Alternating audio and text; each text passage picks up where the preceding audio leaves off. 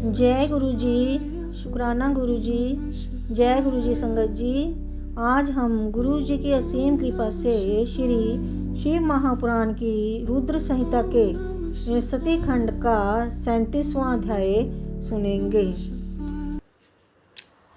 ओम श्री गणेशाय नमः।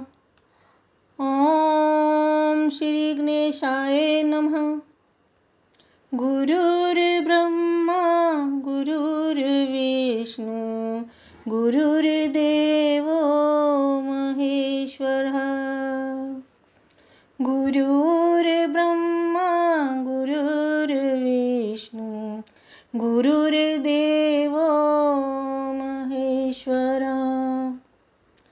गुरुर्साक्षात् परब्रह्म तस्मै श्री गुरवे नमः।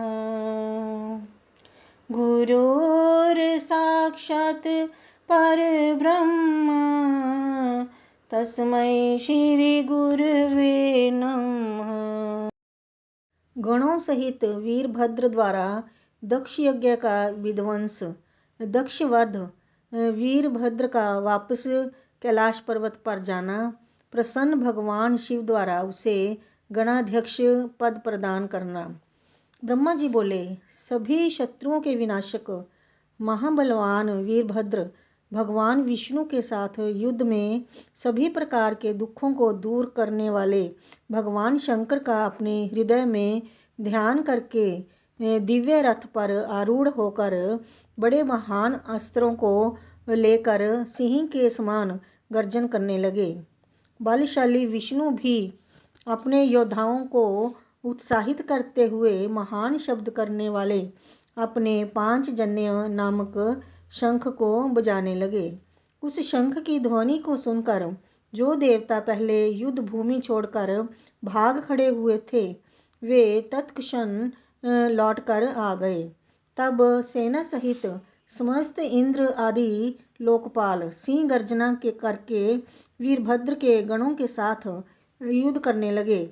उस समय सिंहनाद करते हुए गणों एवं लोकपालों के बीच भयंकर घनघोर द्वंद्व युद्ध छिड़ गया।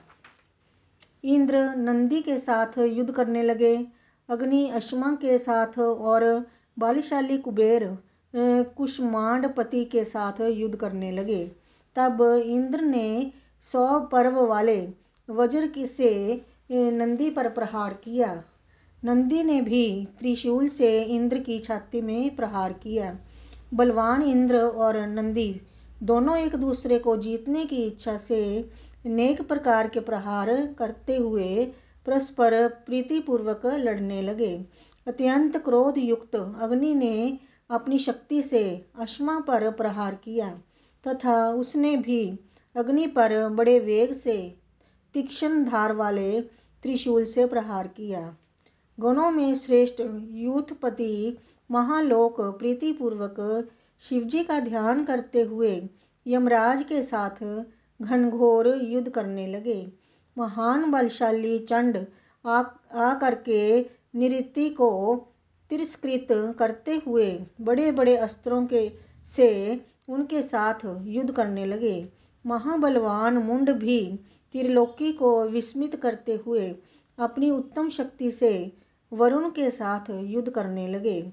वायु ने अपने परम तेजस्वी अस्त्र से भृंगी को आहत कर दिया और प्रतापी भृंगी ने भी त्रिशूल से वायु पर प्रहार किया।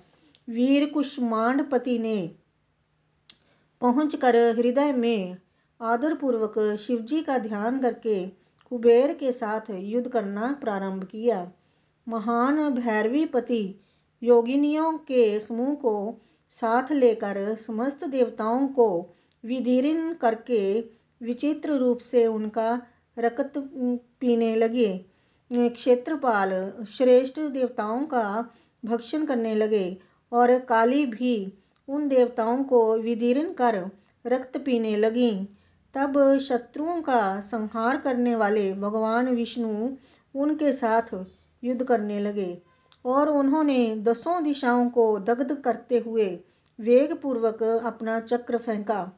चक्र को वेगपूर्वक आते हुए देखकर बलवान क्षेत्रपाल ने सहसा वहां पहुंचकर उस चक्र को ग्रसित कर लिया। शत्रुओं के नगर को जीतने वाले भगवान विष्णु ने अपने चक्र को ग्रसित हुआ देखकर उसके मुख को मसलकर उस शत्रु के मुख से चक्र को उगलवा लिया। तब संसार के एकमात्र स्वामी, महानुभाव तथा महाबलवान भगवान विष्णु अत्यंत कुपित हो उठे। वे क्रोधित होकर अपने चक्र द्वारा तथा अनेक प्रकार के अस्त्रों को लेकर उन अस्त्रों से उन महावीर गणों के साथ युद्ध करने लगे। विष्णु ने प्रचंड पराक्रम के साथ भयंकर महायुद्ध किया। वे अनेक प्रकार के अस्त्र चलाकर प्रसन्नतापूर्वक उनके साथ युद्ध कर रहे थे। वे भैरव आदि गण भी अत्यधिक क्रोध में भरकर महान ओज से अनेक प्रकार के अस्त्रों को छोड़ते हुए उनके साथ युद्ध करने लगे। इस प्रकार अतुलनीय तेज वाले विष्णु के साथ होते हुए उनके युद्ध को देखकर बलवान वीरभद्र लौटकर उनके पास पहुंचकर विष्णु के साथ स्वयं युद्ध करने लगे। उसके बाद महातेजस्वी माधव भगवान विष्णु अपने चक्र को लेकर कुपित हो उन वीरभद्र के साथ युद्ध करने लगे। हे मुने, उस समय अनेक प्रकार के अस्त्र धारण करने वाले महावीर वीरभद्र तथा सागरपति विष्णु, उन दोनों का रोमांचकारी घनघोर युद्ध होने लगा। विष्णु के योग बल से उनके शरीर से शंख, चक्र और गदा हाथों में धारण किए हुए असंख्य वीरगण प्रकट हो गए। विष्णु के समान ही बलशाली तथा नाना प्रकार के अस्त्रों को धारण किए हुए वे वीरगण वार्तालाप करते हुए वीरभद्र के साथ युद्ध करने लगे। वीरभद्र ने भगवान शंकर का स्मरण करके विष्णु के समान तेजस्वी उन सभी को अपने त्रिशूल से मारकर भस्म कर दिया। तत्पश्चात उन महाबली वीरभद्र ने युद्ध भूमि में ही लीलापूर्वक विष्णु की छाती पर त्रिशूल से प्रहार किया। हे मुनि, पुरुषोत्तम श्री हरि त्रिशूल से के प्रहार से घायल होकर सहसा भूमि पर गिर पड़े और अचेत हो गए। तब प्रलय यज्ञ के समान तीनों लोकों को जला देने वाला और वीरों को भयभीत करने वाला अद्भुत तेज उत्पन्न हुआ। पुरुष श्रेष्ठ श्रीमान भगवान शिव विष्णु पुनः उठकर क्रोध से नेत्रों को लाल किए हुए अपने चक्र को उठाकर वीरभद्र को मारने के लिए खड़े हो गए। तब दीनता रहित चित्त वाले शिव स्वरूप वीरभद्र ने प्रलयकालीन आदित्य के समान महातेजस्वी उस चक्र को स्तंभित कर दिया। हे मुने, मायापति महाप्रभु शंकर के प्रभाव से विष्णु के हाथ में स्थित चक्र चल नहीं पाया, वह निश्चित रूप से स्तंभित हो गया था। तब भाषण करते हुए उन गणेश्वर वीरभद्र ने विष्णु को भी स्तंभित कर दिया और वे शिखर युक्त पर्वत के समान खड़े रह गए। हे नारद, वीरभद्र ने जब भगवान विष्णु को स्तंभित कर दिया तब यह देखकर याज्ञिकों ने स्तंभन से मुक्त कराने वाले मंत्र का जप करके उन्हें स्तंभन से मुक्त कर दिया। हे मुने, तदनंतर स्तंभन से मुक्त होने पर शारंग नामक धनुष धारण करने वाले रमापति ने कुपित होकर बाण सहित अपने धनुष को उठा लिया। हे तात, हे मुने, उन वीरभद्र ने 3 बाणों से विष्णु के शारंग धनुष पर प्रहार किया और वह उसी क्षण 3 टुकड़ों में विभक्त हो गया। तब महावाणी द्वारा बोधित हुए विष्णु ने उन महागण वीरभद्र को असह्य तेज से संपन्न जानकर अंतर्धान होने का मन में विचार किया। सती के द्वारा किए गए आत्मदाह के समस्त परिणाम को, जो शत्रुओं के लिए असह्य था, जानकर सभी लोग सबके स्वामी स्वतंत्र शिवजी का स्मरण करके अपने गणों के साथ अपने अपने लोक को चले गए। मैं भी पुत्र के शोक से पीड़ित हो सत्यलोक चला आया और अत्यंत दुख से व्याकुल होकर विचार करने लगा कि मुझे अब क्या करना चाहिए। मेरे तथा श्री विष्णु के चले जाने पर जो भी यज्ञ उपजीवी देवता थे, मुनियों सहित उन सबको शिवगणों ने जीत लिया। उस उपद्रव को और महायज्ञ को विध्वस्त हुआ देखकर यज्ञ देव अत्यंत भयभीत हो मृग का रूप धारण करके भागने लगे।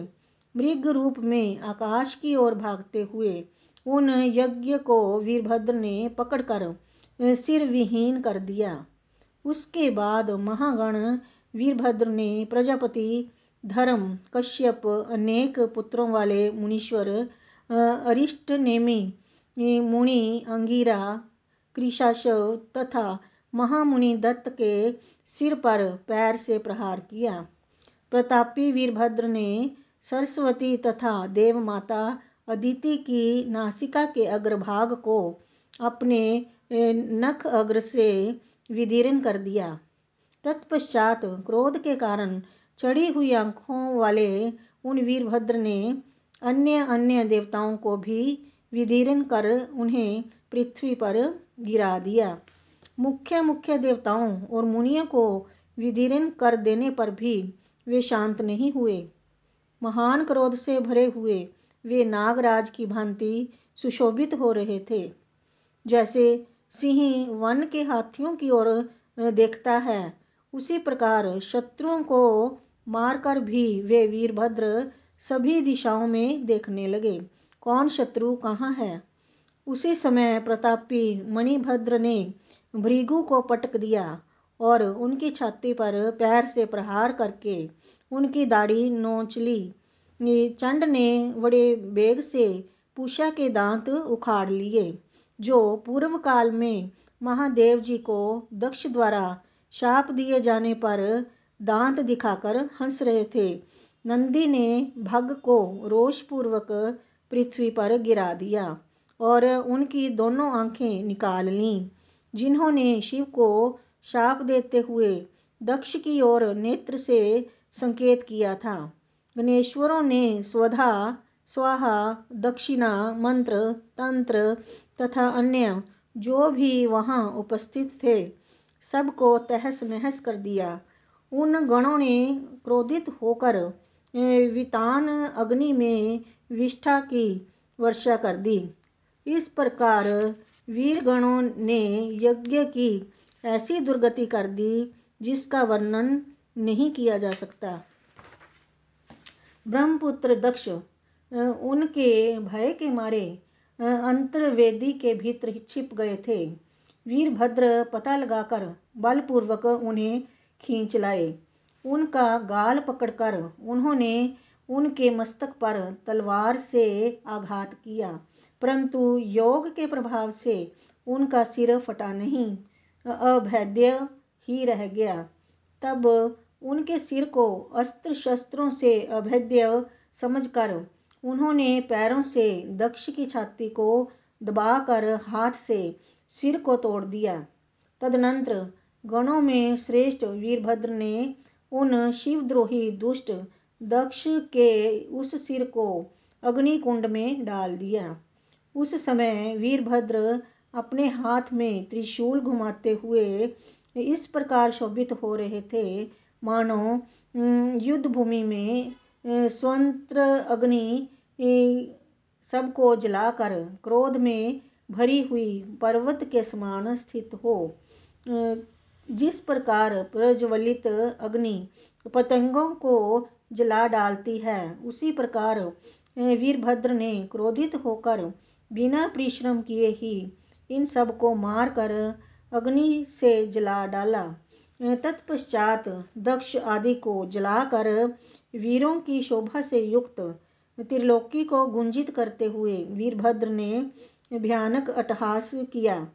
तदनंतर वहां गणों सहित वीरभद्र के ऊपर नंदनवन की दिव्य पुष्प वृष्टि होने लगी।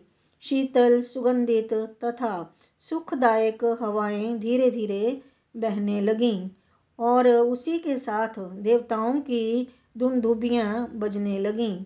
तदनंतर घोर अंधकार का नाश करने वाले सूर्य की भांति वे वीरभद्र दक्ष और उनके यज्ञ का विनाश करके कृत कार्य हो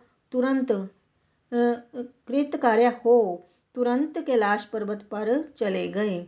कार्य को पूर्ण किए हुए वीरभद्र को देखकर परमेश्वर शिवजी मन ही मन प्रसन्न हुए और उन्होंने वीरभद्र को गणों का अध्यक्ष बना दिया। इस प्रकार श्री शिव महापुराण के अंतर्गत द्वितीय रुद्र संहिता के द्वितीय सतीखंड में यज्ञ विध्वंस वर्णन नामक 37वां अध्याय पूर्ण हुआ। जय गुरु जी। ओम नमः शिवाय। शिवजी सदा सहाय। ओम नमः शिवाय। गुरुजी सदा सहाय। जय गुरुजी।